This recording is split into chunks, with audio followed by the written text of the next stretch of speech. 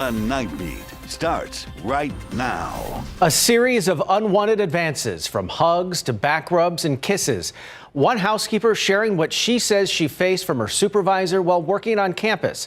The defenders learning this isn't the only incident at the Medina Valley Independent School District. Their stories coming up, but first.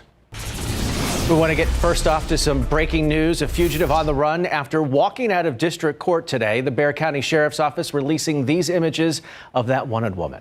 Investigators say 25-year-old Veronica Barcena left the Justice Center on Nueva Street before a judge could activate warrants for her arrest. It is not clear how she was able to leave so easily, but authorities say she is wanted on 2 DWI charges. One of those charges involves a child. If you know where she is, call Crime Stoppers at the number on your screen, 210-224-STOP. Another big story we're following tonight, a sexual assault conviction overturned. The impact stretching all the way here to San Antonio. Actor and comedian Bill Cosby walking out of prison after the ruling from Pennsylvania's highest court and barred from retrial. The procedural technicality has Girls Incorporated voicing concern. The nonprofit encourages girls to be strong and bold. The night team's Daphne Gray with local reaction and a breakdown of what went wrong. That is just a disservice to all of the victims. The president and CEO of Girls Inc. San Antonio speaking out against the Pennsylvania Supreme Court's decision to release Bill Cosby. Cosby was serving 2 of his 3 to 10 year sentence for drugging and sexually assaulting a woman. Over 60 other women came forward with accusations. Leah Rosenhauer says this decision is a slap in the face for Cosby's survivor and other sexual assault survivors. The message that is being delivered to girls and women is that be quiet, because what you say doesn't matter. And that is unfortunate. The court is not saying that he did not sexually assault these women. What the court is saying is that it was a procedural issue, and that because of the procedural issue and his due process being violated, then they have to let him go. In 2005, Cosby provided testimony in a civil lawsuit that one of his accusers had filed against him. Before that, the Montgomery County District Attorney's Office announced that they would not prosecute him in the criminal case, meaning anything he said could not be used against him. Everything hinged on that statement, because once that statement was made, Bill Cosby was then, he could not invoke the 5th anymore. He had to speak. Cosby was really acting under the impression that he was never going to be criminally charged. In Pennsylvania, that violation alone tanked everything else that has been brought against Cosby. Both Rosenhauer and Gilletta Kubina believe this decision is bad news for victims of sexual assault, especially since only 20% of rape survivors report their abusers. They fear that percentage will now decrease. Please, please keep telling your story and finding that ally, because they are out there. Kubina says that other prosecutors in Pennsylvania could bring more cases against Cosby should witnesses or more witnesses come forward. But even if that was the case, it could be challenging getting a conviction. She did say that this case could go to the U.S. Supreme Court. Daphne Gray, KSAT 12 News. Thank you, Daphne. A father stabbed and killed, a family trying to cope with the loss. The family of Troy Demetrius Lee holding a vigil near a bus stop on Ingram Road where he was attacked. Police found the 22-year-old early Monday morning with stab wounds to his back and abdomen. The Saturday before his death, Lee was at a baby shower with his girlfriend who was expecting their daughter in August. His family describing Lee as faithful and someone who would preach the gospel in neighborhoods. Now his family is raising awareness against violence. Troy would forgive them because that's the kind of person he was. We want to stop the violence, you know.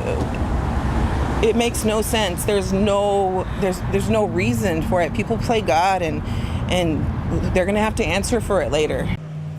A suspect remains on the run. If you have any information that can help in this case, call the SAPD Homicide Unit at 210-207-7635.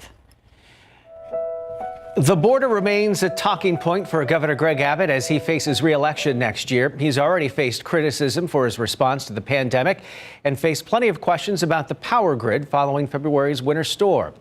He's also announced allegations of sexual assault at a migrant intake shelter at the Freeman Coliseum. before touring that facility. Those allegations were not proven. Today, Governor Abbott invited former President Donald Trump to the Rio Grande Valley as he continued his effort to build a border barrier between Texas and Mexico. It's a platform Mr. Trump and his supporters used in the campaign. Now Governor Abbott is using state funds and donations to continue the effort in Texas. Democratic Representative Philemon Vela denounced the visit and the characterization of the border. County judges in the valley have also stopped short of calling this a border emergency. All 4 counties in the valley opted out of the state's disaster declaration. Turning now to 3 big stories to know tonight. Shots fired at the Bungalow 09 apartments near Loop 410 and Broadway. Witnesses say a vehicle pulled up before someone got out and started shooting, leaving 1 man dead in a breezeway just before 7:30 this morning. Police are searching for at least 2 suspects. New details, meantime, released in a second deadly shooting this morning. Police say a preliminary investigation revealed an 18-year-old was protecting 2 other people from someone who pulled up to a Days Inn on the northeast side. This is off I-35 near the Loop 410 interchange. Police say the teen shot and killed a 33-year-old man, but an identity has not been released. Investigators had said the shooting stemmed from a case of domestic violence. A woman brutally murdered on her birthday. The man convicted of killing her now knows his fate. Joshua Garcia sentenced to 35 years in prison for killing his girlfriend, Erin Castro, back in 2018.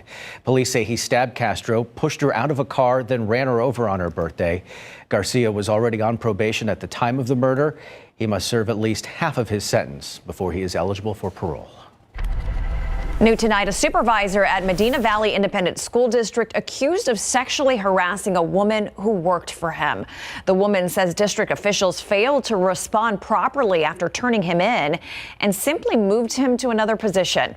She sat down with the Night Team's Dylan Collier to speak publicly about what happened to her. It's tonight's Defenders Report. This large sign outside the Medina Valley Facilities building lets passersby know that the district is looking for housekeepers. It's an ironic place to put the advertisement when you consider who works inside. Meet Christopher Prater, who until this spring served as MVISD's housekeeping supervisor. He starts out with side hugs and he's always touchy-feely. In March, housekeeper Linda Puckett came forward to district officials claiming that when left alone with Prater at campuses she was cleaning, his unwanted hugs and back rubs intensified. And eventually it escalated into him kissing me on my forehead every time he saw me. Kisses, sometimes as often as 3 times a day. Puckett, according to district records, told their director of operations on March 15th, quote, "I just don't want the man's hands on me. I don't want the man's lips on me." She said she feared coming forward for weeks because Prater has a history of retaliation and had withheld supplies Puckett needed after previously getting mad at her. 2 weeks later, in late March, officials reprimanded Prater, in part because his touching of Puckett had violated the district's COVID-19 protocols. Records show Prater was also reassigned from his supervisor role back to journeyman electrician, a position he had with the district years earlier. MVISD officials refused repeated requests from the defenders to make Superintendent Dr. Kenneth Rohrbach available for an interview for this story, telling us in a brief statement the matter has been resolved after consulting with the persons involved. But that isn't even close to accurate, according to Puckett. To my husband and I, it seemed like they were just going to brush the behavior under the rug, which ultimately we found out they did. The veteran employee resigned after discussing with her husband her treatment at work. You said that you feel like the district put her in a dangerous work environment. What makes you say that?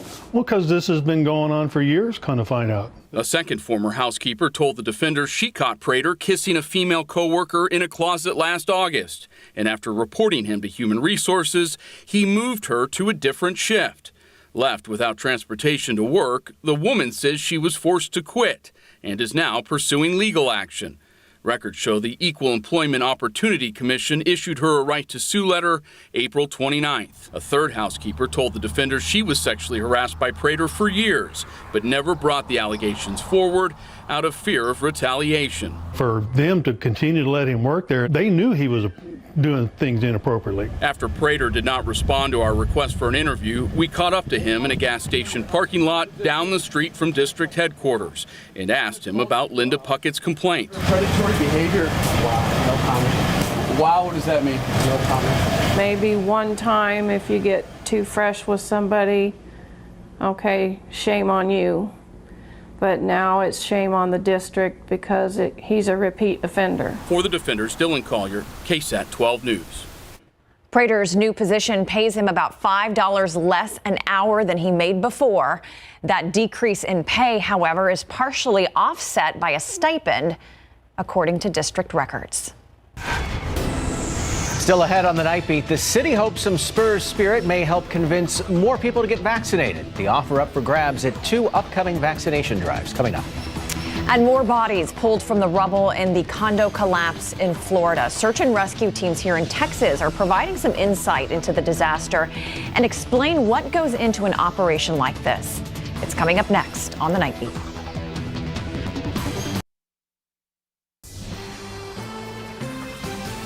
Days of digging through rubble, and the death toll continues to rise from the condo collapse in Surfside, Florida. 6 more bodies were pulled from the debris, bringing the number of confirmed dead to 18, including 2 children. More than 140 people are still missing. The night team's John Paul Barajas spoke with the search and rescue teams to get a better idea of what crews in Florida are dealing with. The search and rescue efforts in Surfside have captured the nation's attention. It got us thinking, how would our state respond? Our search entities, search dogs, live find dogs, and their handlers, along with technical search personnel. Director of Texas A&M Task Force 1, Jeff Saunders, explains it'd be exactly the same. Search crews and dogs, just like in Florida, trying to get anyone near the surface out. After that, the science behind the rescues comes in. Think of it as you're starting a mining operation as you dig into the collapsed structure. The deeper you go into the collapsed structure, the more shoring that you need. With the help of structural engineers and planning crews, they design a route to get first responders in and survivors out. And as Florida crews are finishing day 6, Saunders hopes and believes more survivors could still be found. The human body will surprise you when it wants to. I think if a person has a will to survive, that's a big thing to say. And a lot of people have survived a lot of weirder things. As for the men and women working the scene, he sympathizes with them. He's been there. He was sent to the Pentagon after 9/11. We had a job to do. My thoughts are with all of the people running the organization of that search and rescue, because I know exactly what they're going through. If a collapse like this one happened here at this time of the year, Jeff Saunders adds search and rescue crews would probably only be able to work in 15 to 30-minute shifts before the heat would become an issue. John Paul Barajas, KSAT 12 News. Thank you, John Paul. Questions remain in the condo collapse in Florida. The National Institute of Standards and Technology announcing they will conduct a full review, but it could take years. A grand jury is also being called to look into the collapse. Tomorrow, President Joe Biden is set to visit Surfside. Back here at home, the push to get more people vaccinated continues. The city hopes a little Spurs spirit can help out. The plan is to offer a chance to win a 10-game ticket giveaway to the Spurs at 2 vaccination drives. Nearly 73% of Bexar County residents 12 and up have at least 1 shot so far, but more people are still in need of the vaccine. The first drive is scheduled for July 10th at the AT&T Center. The Spurs food truck will be there, and merchandise giveaways will also be taking place. The second drive will happen on July 17th at Toyota Field. People who receive their vaccines at these events will be entered into the Spurs ticket raffle.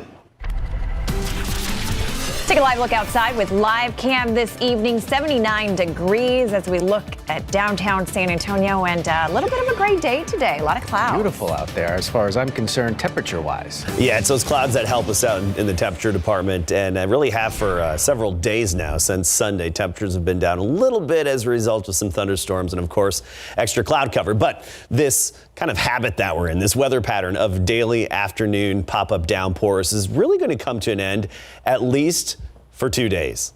And then we're back at it again by Saturday and even for the 4th of July. But regarding the 4th of July rain chances, don't panic right now, okay? I'll talk you through it. I think you could still have plenty of fun outdoors on the 4th of July, and fireworks displays should be all right as well. So let's get to it. First of all, this has been a great pattern for us.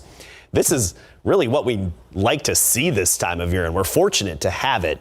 Look at all the rainfall since Sunday. Of course, all you folks along the Rio Grande, I'm sorry, you've been missing out on most of it. However, locally and east of San Antonio, some really impressive accumulations. As usual with these tropical pop-up downpours, it's streaky and it gets isolated in terms of the haves and have-nots. But where you see the yellow to the orange and red on the screen typically indicates about 2 to 4 inches estimated by the Doppler radar. So wide-ranging totals actually out there, but overall healthy. And even today the aquifer went up just a little bit. So it's nice to see that as well. Here's the pattern over the past 10 hours. And just like the past several days, during the peak heating of the day in the afternoon, the energy from the sun bubbles up those clouds and then they drop these downpours. They're brief, but beneficial. Splash and dash, and then they dissipate. And across the state, we saw more of the action, but not quite as much because an upper level high, this ridge is starting to build in. Not a very strong one. This isn't the big heat high of the summer that's going to be pressing down on us for days. And it's actually going to move away by the weekend. So next couple of days, about a 10% chance. Negligible, really, in terms of the rain chance. But we're back at it again, just like the past couple of days, Saturday through the entire weekend, including 4th of July and even early part of next week. As for planning 4th of July events, just keep in mind, these are brief downpours. There's minimal lightning, sometimes no lightning associated with them. So if you're playing in the pool, as long as you don't hear thunder, you're fine, because lightning causes thunder. So if you don't have thunder, you're okay. You can play in these. Not severe. We're not expecting anything severe. It's just more of the same heavy downpours. And they typically end around or a little before sunset. So 4th of July fireworks, I think, should really be okay. All right, let's take a look at the big picture. In the tropics, we have a new tropical depression. Tropical Depression 5, of course, is still a pretty weak system, but this is likely to turn into Tropical Storm Elsa. Yes, Elsa, we had Anna earlier in the season. Cue the memes, internet. Get ready for social media on this one. Anyway, it's likely to remain tropical storm strength as it moves somewhere close to Florida by Monday. So something we'll keep an eye on, and of course we'll keep you updated. But right now, it does not look like that would be steered anywhere near Texas. 91 was our high temperature today. Right now, we're at 79 degrees. And for the most part, 70s to right near 80. When we wake up tomorrow, we'll be in the 70s. For the most part, low to mid 70s. By the afternoon, we make it into the lower 90s. That's 92 in San Antonio, 91 Canyon Lake, and a little closer to the mid 90s along the border. Only that 10% chance of a shower. Otherwise, good amount of sunshine. And then we get to the mid 90s on Friday, and that's really the warmest of the next 7 days. 95 and mostly sunny Friday. All right. Thanks so much, Adam. All right, Larry, the NCAA making big changes today that affect college athletes. Yeah, and if you've been watching this story, you've seen it's been trending in this direction. So you know NCAA student athletes are very excited because starting tomorrow, they can get paid for their name and their image. We got more on that. Plus, Dak Prescott made a fan very happy. We'll explain coming up.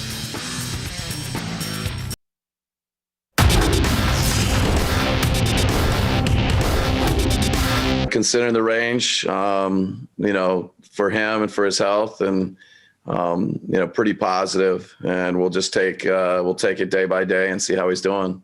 Coach Bud trying to remain optimistic after the Greek Freak suffered a knee injury last night in big board sports. But first, the NCAA Board of Directors approved one of the biggest changes in the history of college athletics today, clearing the way for student athletes to make money from endorsements and other ventures starting tomorrow. The decision, expected for months as state after state passed laws intended to render NCAA rules moot on the topic, came on the eve of the market opening Thursday for athletes in a dozen states, including Texas and Florida.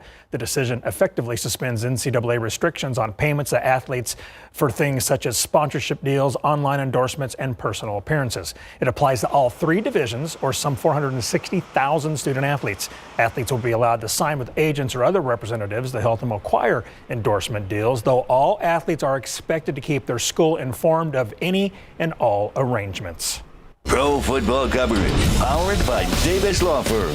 Dallas Cowboys quarterback Dak Prescott won't reveal his COVID-19 vaccine status because he doesn't want to promote getting the vaccine shot or not, he said.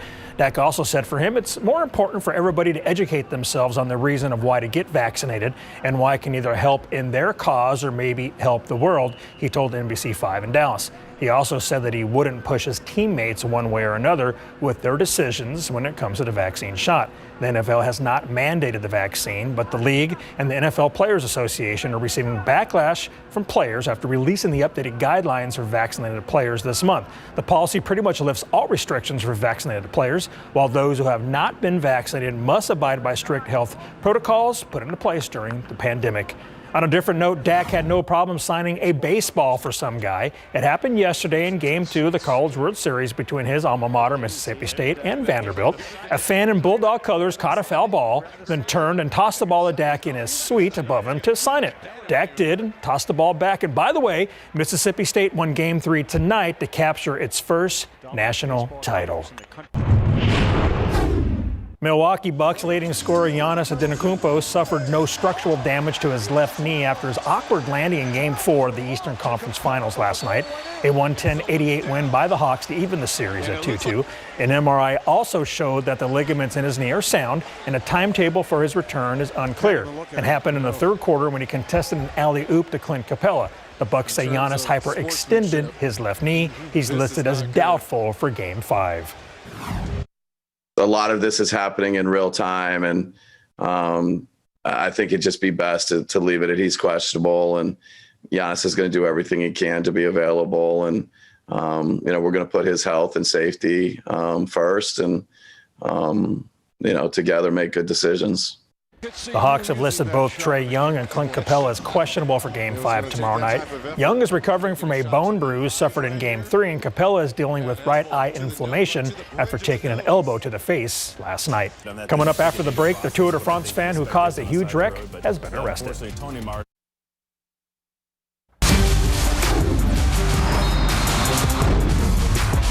New Braunfels Canyon quarterback Drew Berry is getting ready for his senior season with the Cougars. Berry was a second-team All-District QB last season, passing for more than 600 yards with 8 touchdowns and 2 picks, and rushing for 620 yards with 5 more touchdowns. He tore his ACL in the final game of the regular season and is working hard this summer at Canyon High School and with QB coach Yale Vanoy to return stronger and better than ever. Right now, it's a lot of rehab stuff. So, I wake up in the morning and usually go to school workouts early in the morning. Then we have a little bit of team meeting stuff after that. And then I head over to PT. And then on weekends, I get over here to Yale and I throw and just get better every single day. Last season, the Cougs went 11-2 overall and 6-1 in District 12 5A1 to win a share of the district championship. Their first season in 12 5A1 was awesome, and the Cougs want more this season. We're looking to have a big year. Took the district by storm last year, just hoping to repeat, but nothing's easy, especially when you go out there and win it the first year you're in it. Just trying to repeat. We wish Drew the very best as he comes back from the ACL injury. Tomorrow night at 6, we'll check in with Alamo Heights quarterback James Sobey. The fan holding a sign who caused a huge wreck in the opening stage of their Tour de France was arrested, according to reports. The 30-year-old French woman, who apparently was trying to get on TV, got in the way of cyclist Tony Martin, sending him and a large part of the peloton crashing down to a stop. She is accused of involuntarily causing injury and putting the life of others at risk, and is reportedly facing a fine of €1,500, which is $1,778 and some change in U.S. money. Well, she got her moment in the spotlight. And it's costing her. Yes, it is. Thank you, Larry. We'll be right back.